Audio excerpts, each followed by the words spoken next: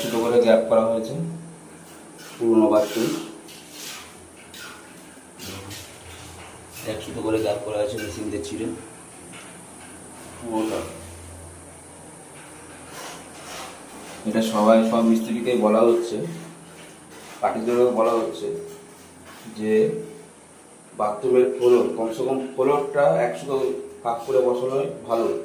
তাতে কি হয়, পুটিংটা ভালো করে ধরলে জলটা সোক করার চান্স থাকে না।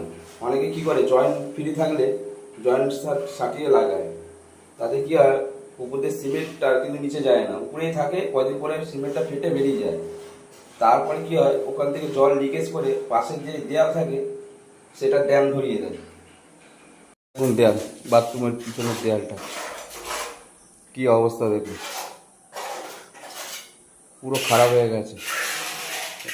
এই দেয়ালের জান শেষ করে দিয়েছে বাথরুমের জল টেনে টেনে,